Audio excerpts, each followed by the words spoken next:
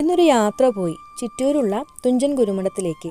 മലയാള ഭാഷയുടെ പിതാവായ തുഞ്ചത്ത് രാമാനുജൻ എഴുത്തച്ഛൻ്റെ അവസാന കാലത്തെ സ്മാരകവും ആശ്രമവുമാണ് പാലക്കാട് ചിറ്റൂരിലെ തുഞ്ചൻ ഗുരുമഠം എന്ന് പറയുന്നത്. ഇന്ന് അങ്ങോട്ടേക്കായിരുന്നു യാത്ര. ഞാൻ മാത്രമല്ല, എൻ്റെ കൂടെ സാഹിത്യം പഠിക്കുന്ന ഒത്തിരി കൂട്ടുകാരുണ്ടായിരുന്നു. മലയാള സാഹിത്യം പഠിക്കുന്ന ഏതൊരു കുട്ടിയും കണ്ടിരിക്കേണ്ട പ്രധാനപ്പെട്ട സ്ഥലങ്ങളിൽ ഒന്ന് തന്നെയാണ് ചിറ്റൂരുള്ള തുഞ്ചൻ ഗുരുമഠം എന്ന് പറയുന്നത്.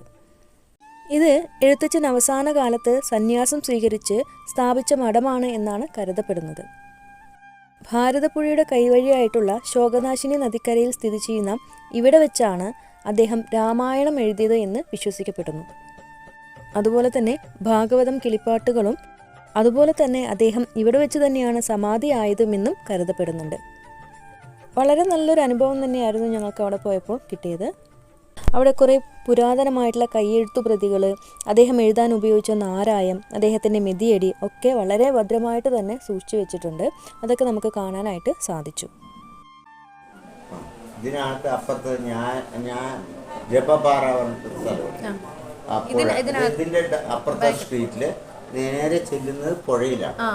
ആ പുഴയുടെ അവിടെ നിന്ന് കിഴക്കോട്ട്, അതായത് നമ്മൾ ഇറങ്ങുമ്പോൾ ഇടത്തോട്ട് സാനന്ദരൂപം സകല പ്രബോധം ആനന്ദദാനാമൃത പാരിജാതം മാനുഷ്യ പത്മേഷു രവിസ്വരൂപം പ്രണൗമി തുഞ്ചത്തെഴും ആര്യപാദം.